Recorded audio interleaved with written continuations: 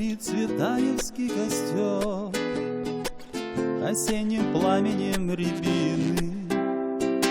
Во имя, в честь родных сестер Анастасии и Марины горит Цветаевский костер.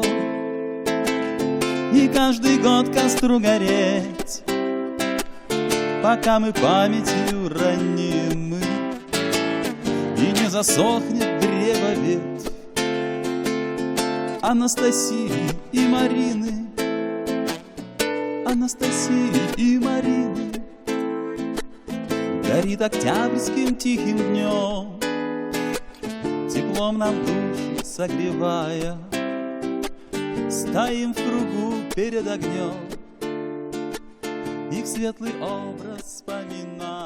Справа сейчас, вот по ходу автобуса, мы едем по улице Беднякова. Раньше она называлась Дубительская. Но во времена Анастасии Ивановны, находившаяся здесь, уже, конечно, была Беднякова. Справа вот это строение бывшей кулинарии, место, где был рыночек. На этот рынок Анастасия Ивановна пошла, ее здесь ограбили, украли справку об освобождении, в том числе документы, деньги, и ей выдали временное удостоверение в городе Соколе, которое нам помогло установить адрес. Адрес первый квартал, дом 17. Ну, квартира номера не меняла. Квартира, в которой жила семья Трухачевых, Андрея Борисовича Трухачева, начальника стройплощадки Печаткина, его жена Нина Андреевна. Здесь вот у них родилась дочь. Был сын Нины Андреевны от первого брака, Геннадий, который сюда приехал уже школьником. И здесь тоже продолжал обучение в этом районе. Вот их квартира находилась на втором этаже, 2 крайних окна. И вот по расположению выступов, видите, да, под окнами второго этажа, в том числе под широким, вы предполагаете, что здесь был балкон. Он на самом деле здесь существовал.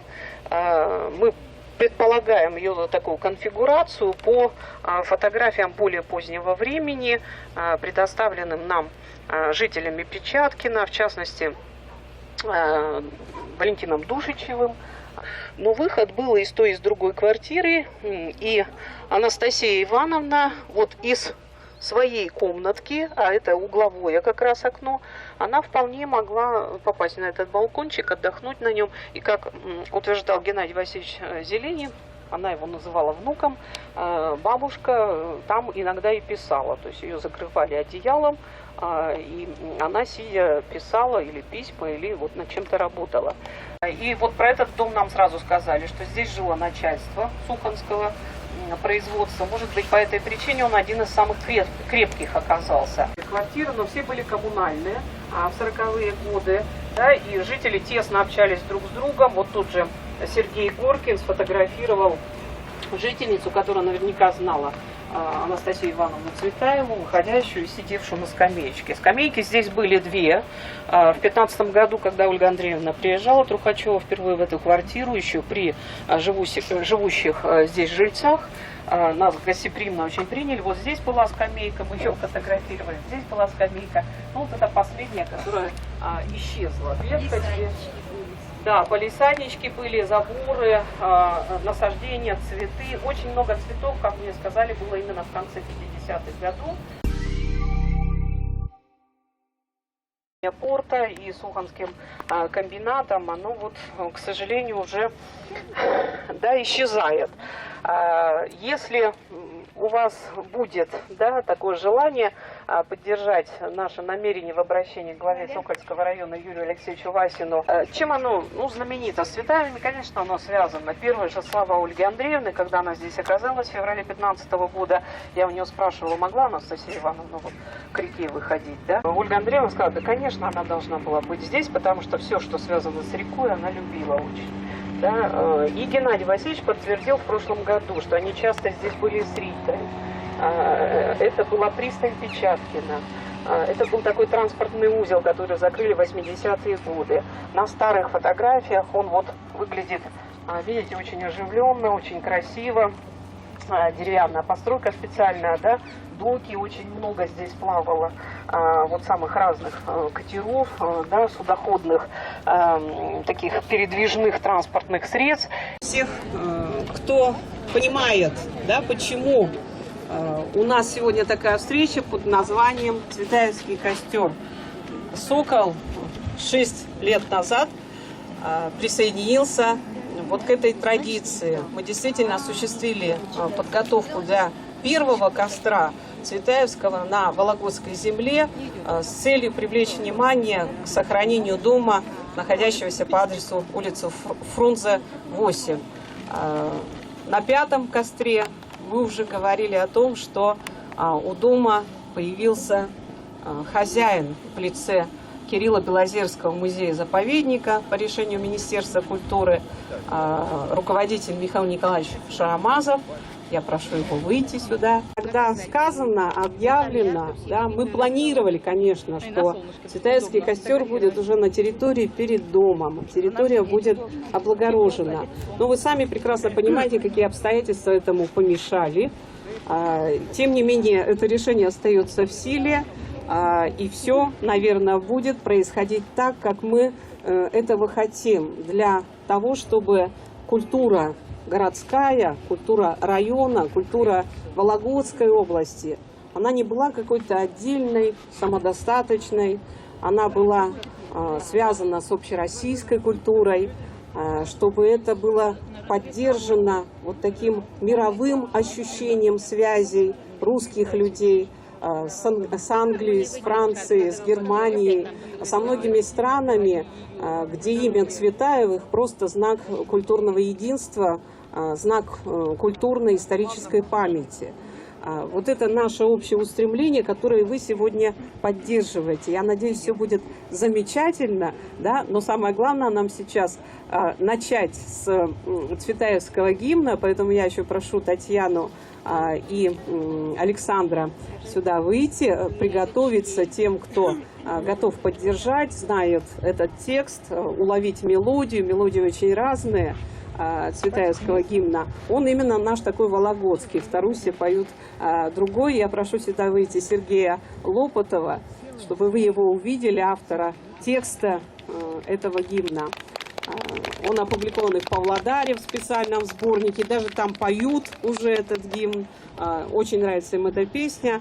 Вот я к микрофону приглашаю исполнителей. Прошу сюда выйти еще Надежду Ивановну Хамидгалееву, руководителя управления культурой Сокольского района. Надежда Ивановна — человек, который в очень сложных обстоятельствах очень чутко реагировал на наши просьбы и даже требования. Мы иногда с требованиями к ней приходили. Это человек, который поддержал вот эту традицию цветаевских костров. Я думаю, что она тоже под гимн, под исполнение. Мы будем и петь, и зажигать. Горит цветаевский костер, осенним пламенем рябины, во имя, в честь родных сестер Анастасии и Марины. И каждый год костру гореть, пока мы памятью ранимы, и не засохнет древо век Анастасии и Марины. И не засохнет древо век Анастасии и Марины.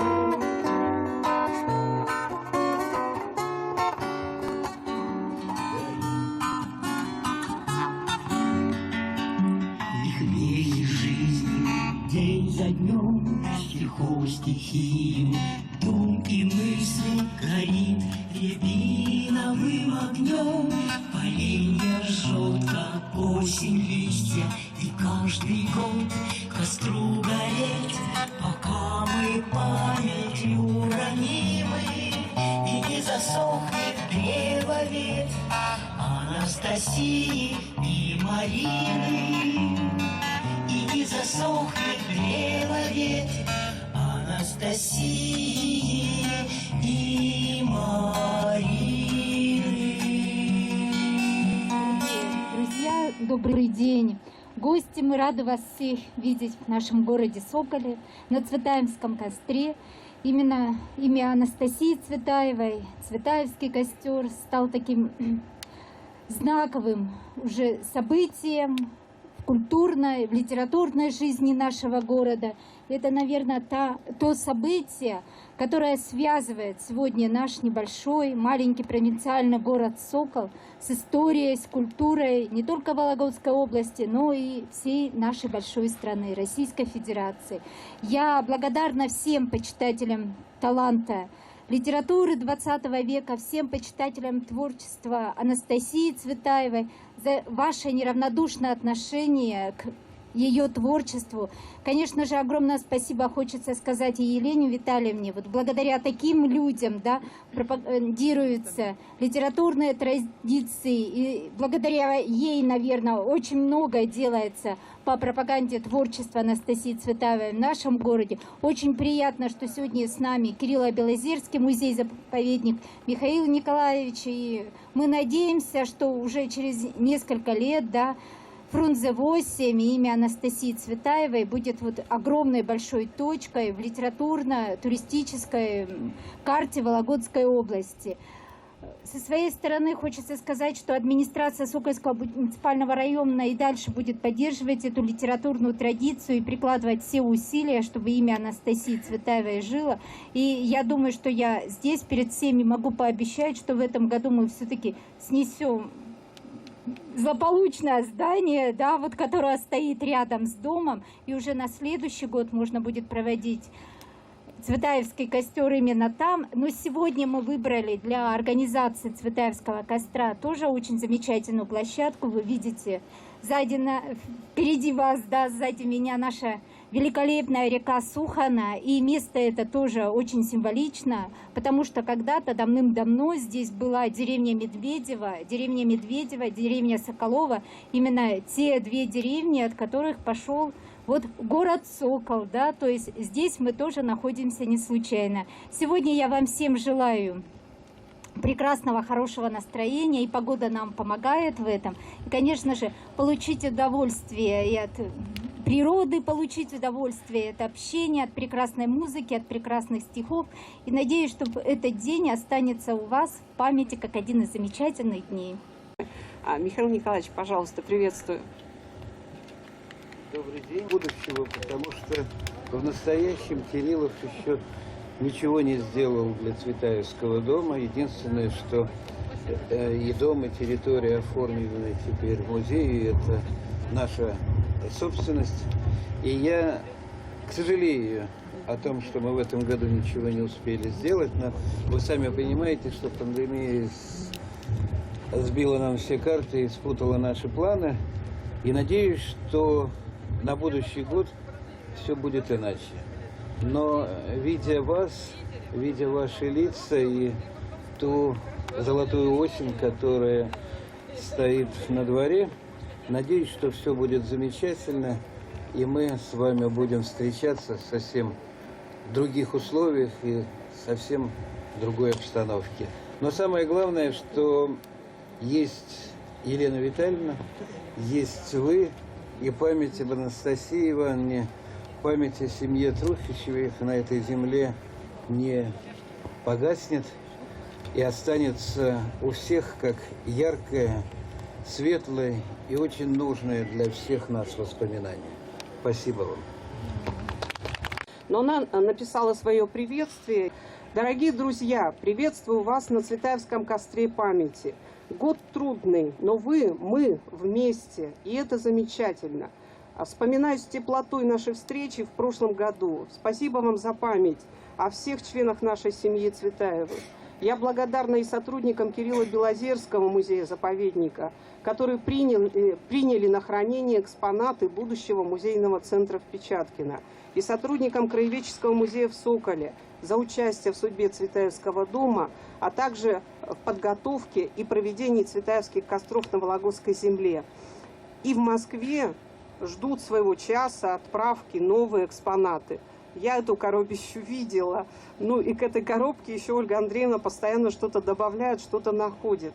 Моя семья, мои близкие выражают признательность тем представителям власти Сокольского района и города Сокола, которые помогают решать многие вопросы по дому и по организации ежегодной встречи у Цветаевского костра. И сегодня мне хотелось бы вспомнить о людях, которые ушли в этом году, о тех, кто искал и сберег для нас творчество поэта Марины Цветаевой, открывал нам неизвестные ранее события из жизни семьи Цветаевых, их родных и друзей. Один из них – это Лев Абрамович Мнухин, легендарное для цветаевцев имя, замечательный человек. А как жаль, что не будет уже с нами Татьяны Карповой, помощницы и активной участницы Цветаевских костров на Вологодской земле. Имена, предметы, судьбы – все это относится к нашей памяти. Низкий поклон Людмиле Кузнецовой за имя Абезгуза Александра Яковлевича, за ее кропотливые поиски, за переписку с Вадимом. Ведь Абезгуз – еще один человек, связанный с нашей семьей в Печаткино. И это на самом деле открытие. И я рада, что на костре прозвучит имя Александры Стрельниковой. Я помню занятия бабушки и папы гимнастикой, разработанной этой женщиной, с которой Анастасия Цветаева была знакома лично. Это имена и судьбы, это память. Всем вам и вашим близким здоровья, и еще раз здоровья. С надеждой на будущие встречи. Ольга Трухачева, 14 сентября 2020 года, Россия, Америка. Стрельниковой прозвучало, поэтому я думаю, что Валентина Зуева и споет нам. Может быть, вначале споете, да, может быть, так удобнее. Или уже нам устроит вот такую разминку небольшую, чтобы пояснить, а что такое гимнастика дыхательная Стрельниковой и в чем был один из секретов долголетия Анастасии Ивановны. Может, оказалось, что сокольчанка Валентина Зуева, живущая в Вологде, готовая поехать на Цветаевский костер в Сокол, знает, проводит занятия по этой дыхательной гимнастике. Каждое дыхание выполняется с каким-либо движением. Например, вот ладошки, да? Мы дышим и ладошками сжимаем ладошки. Вот так. Ну, потом выдохните, чтобы все из себя. Два шарика. Синий, зеленый, синий лазурь, в которую была устремлена Марина Цветаева. Зеленый зелень, цвет травы, растений, жизни, спасшей Анастасию Ивановну Цветаеву вот в ее лихолетиях, в ее испытаниях.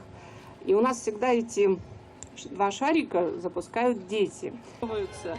Я прочитаю приветствие от Ольги Николаевны Григорьевой, руководителя музея Анастасии Ивановны Цветаевой, единственного пока в мире, из Павлодара.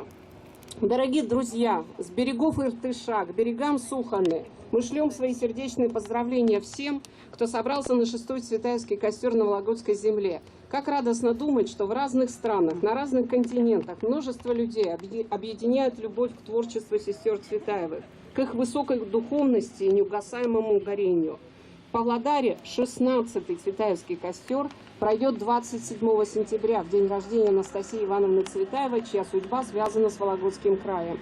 В отблесках Цветаевского пламени мы будем вспоминать и тех, кто ушел от нас в этом нелегком году. В июне не стало выдающегося цветоеведа Льва Абрамовича Мнухина. Пусть память о нем прозвучит для цветаевцев Вологды это стихотворение. Говорят, что человек уходит, только память наша не уйдет. Он вчера уплыл на теплоходе. Был прекрасен этот теплоход. На таком в Елабугу мы плыли. Тот, кто помнит, тот меня поймет. Все смешалось, не были и были. Скорбь, восторг, цветаевский полет. Он отплыл легендой глыба льдиной. Что оставил это нам хранить? Он, конечно, встретится с Мариной. Будет им о чем поговорить. Будет хранить этот цвет, эту память. Ольга Григорьева, лауреат премии имени Марины Цветаевой, член Союза российских писателей, Союза писателей Казахстана, директор музея Анастасии Цветаевой, Павлодар, Казахстан. Шарики мы должны связать. Есть такое стихотворение у Марины Цветаевой, горькое и предвосхищающее судьбы их обеих. Две неразлучных к разной доле помчатся в разных поездах. Но пусть хотя бы через шарики они будут связаны, пусть они будут вместе. Пускаем, аплодируем.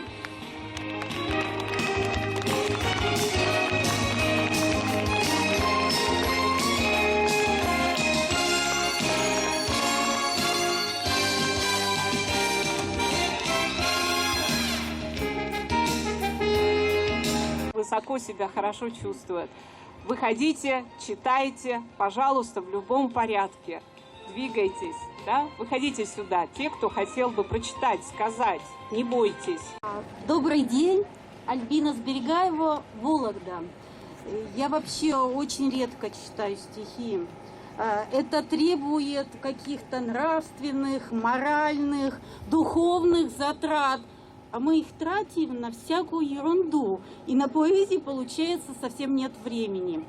Но есть такие люди, вот такой свет, вот такая энергия, который говорит: подождите, вот эта повседневность, в которой мы живем, она не главная. И я благодарю этому проводнику Елене Витальевне Титовой, которая меня познакомила с поэзией Анастасии Ивановны Цветаевой. Она не заставляла меня, не мучила, не пытала, ничего не говорила, но светом своей души, своей энергией, своей силой она меня просто влюбила. Влюбила в это имя, в это слово, в стиль, в ритмику. И, конечно, пришло это время X, когда были отложены все эти неважные дела, и я взяла томик стихов и, не торопясь, с удовольствием, с этим погружением, с этой верой в великую поэзию Анастасии Ивановны Цветаевой я раскрыла эту книгу. Я была поражена, насколько Анастасия Ивановна уважительно относится к читателю. Она поднимает с него, она с ним говорит словно с равным, говорит серьезно, душевно, рассказывает так, как на самом деле есть. Много непонятных слов, сложная ритмика, образы. Но когда тебе доверяют, когда с тобой серьезно разговаривают, то невольно хочется приподняться на носочки и сказать: да, я готова вас слушать. И вот я не потратила время, это неправильные слова. Я познакомилась, пообщалась через стихи, через ее образы с Анастасией Ивановной Цветаевой, а потом закрыла книжку. Поняла, что я наполнена до краев каких-то эмоций. И вдруг в голове возникает строчка: над двором и грязным, и пустынным, и понеслось.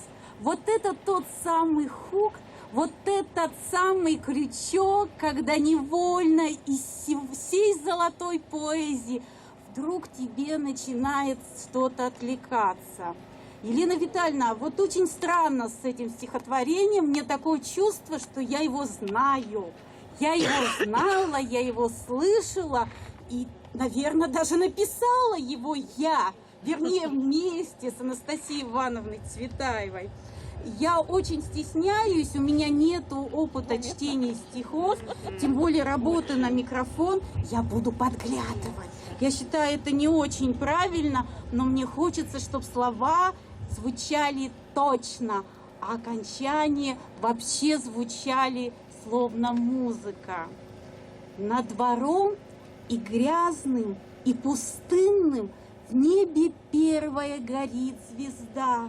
Задыхаясь жизненною тиною, вверх гляжу.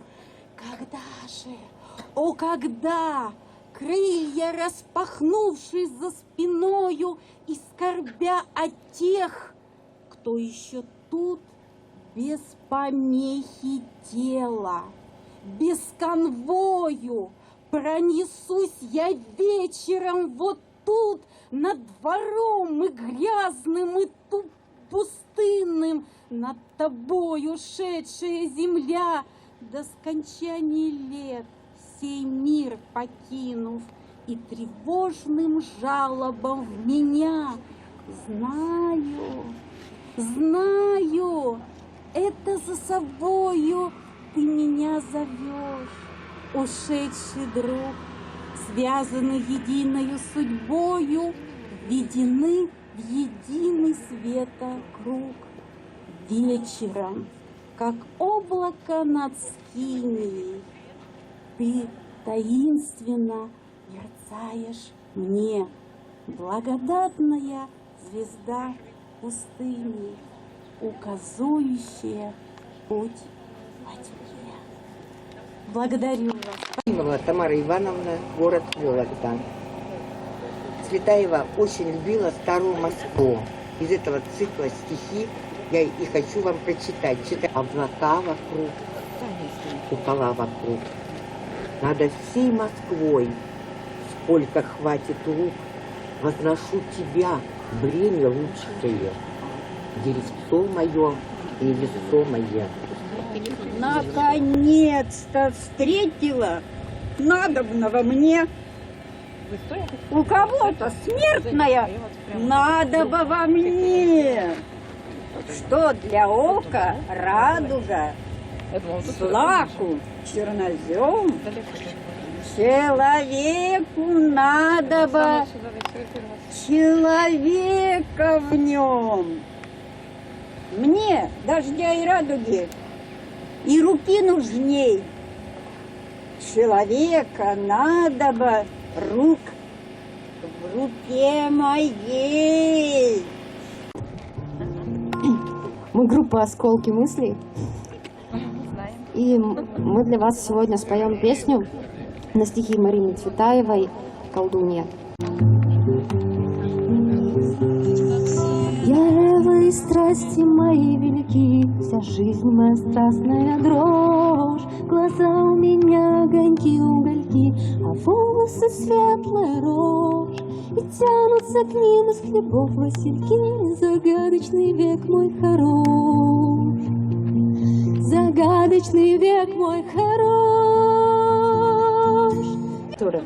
Хотела бы рассказать стихотворение Цветаевой «Мне нравится, что вы больны не мной». Мне нравится еще, что вы при мне спокойно обнимаете другую. Не прочите мне в радовом огне гореть за то, что я не вас целую. Что имя нежное мое, мой нежный. Не упоминаете ни днем, ни ночью всуя, что никогда в церковной тишине не пропоют над нами аллилуйя. Спасибо вам и сердцем, и рукой за то, что вы меня, не зная, сами так любите, за мой ночной покой, за редкость встреч с закатными часами, за наши негулянья под луной, за солнце не у нас над головами, за то, что вы больны, увы, не мной, за то, что я больна, увы, не вами.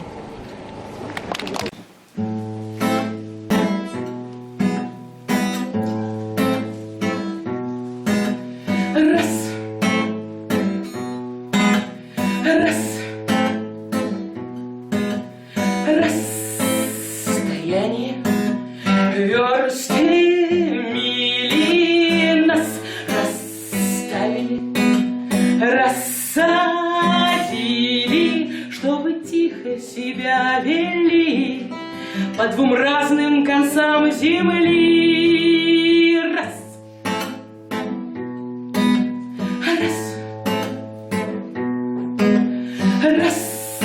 Расстояние версты дали нас, расклеили, распаяли, в две руки развели, распяв, и не знали, что это сплав вдохновений и сухожилий. Не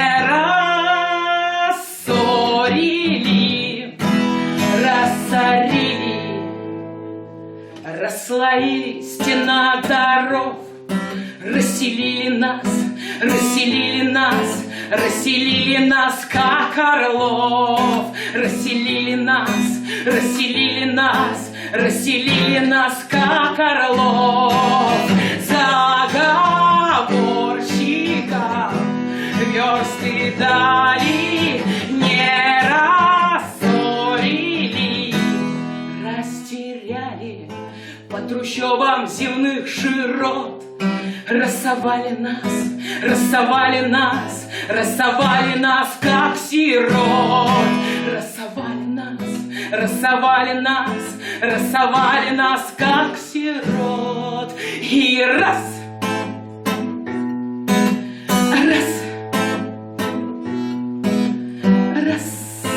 расстояние версты мили нас расставили, рассадили, чтобы тихо себя вели по двум разным концам земли. Который уж, ну который март, разбили нас, как колоду карт. И раз, раз, раз.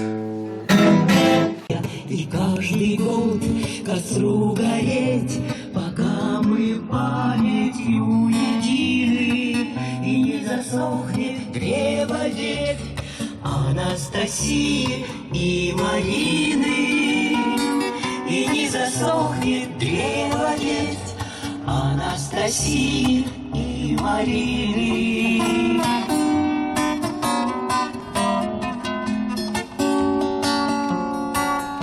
Их веки жизни день за днем, стихов стихию, дум и мысли горит рябиновым огнем.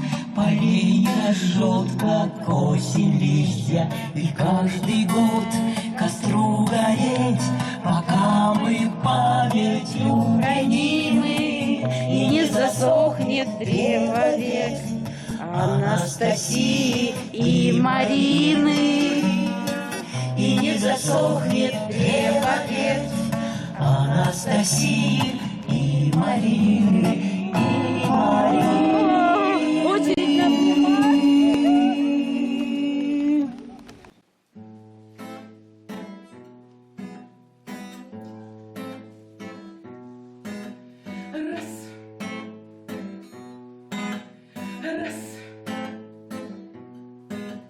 Расстояние версты мили нас расставили, рассадили, чтобы тихо себя вели по двум разным концам земли.